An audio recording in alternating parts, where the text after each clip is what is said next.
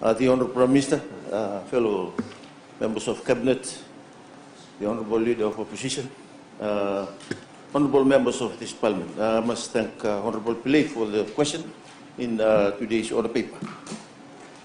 Madam Speaker, I'm delighted that Fiji's stature in the role as the hub of the Pacific continues to expand, as the international community shows confidence in our continuing development.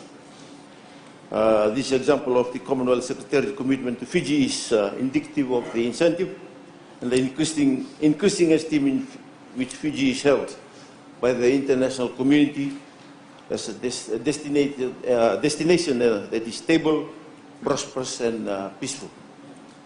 Last year, when we had the meeting of the Minister of Youth for the Commonwealth in Apia, I was approached by the Commonwealth Secretariat to host, to host the Commonwealth Youth Secretariat of the Pacific region to move back in Suva. So this will be another two,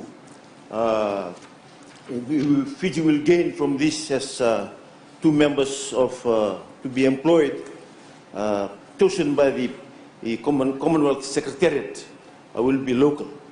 Madam Speaker, the negotiation with the Commonwealth Secretariat to host its office for the Pacific region in Fiji has now been finalized. Cabinet approved the proposed Memorandum of Understanding, and the associated budget at its meeting on Tuesday, 2nd February 2016. Discussion underway to have the MOU signed on Fiji's behalf, either by the Fiji's new Commissioner in London, or when the senior Commonwealth official will visit Fiji in the near future.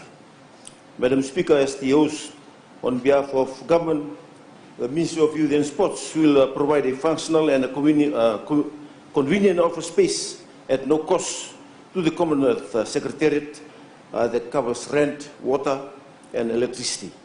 The Ministry, under the terms of the MOU, will also provide an appropriately qualified locally and professional and assistant program officer to the Secretariat, as I've mentioned earlier. Madam Speaker, the Commonwealth Secretariat will be appoint a citizen of the Commonwealth as the region representative, and in terms of their policies, conservatively, it will take about 4 months to recruit Commonwealth Youth Program regional representative, and all costs associated with the appointment will be covered by the Secretariat. Further, to ensure support, cooperation, and smooth resolution of any issue which may arise, a senior official from the Ministry of Youth and Sports will be the primary contact for the CYP, or the Commonwealth Youth representative. The benefit of the Commonwealth Youth regional representative, Madam Speaker, being hosted in Fiji are significant.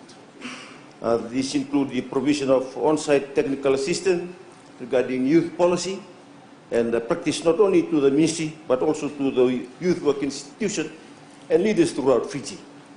This, Madam Speaker, will help our current efforts to build stronger youth centre policies, framework and programs. Madam Speaker, as host government of the Commonwealth Youth Programme Regional Office, Fiji has every opportunity to host Commonwealth Youth Regional Meeting. This again has immense benefit to Fiji in terms of our commitment to sports-related tourism.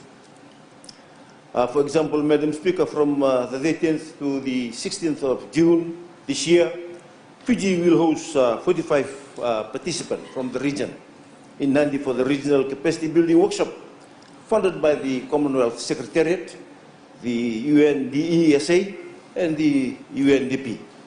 The Ministry of Youth and Sport will support this initiative by hosting a welcome function for our visitors. I hope that Parliament, like the government, Madam Speaker, is greatly excited by the increasing recognition we are receiving from our international colleagues.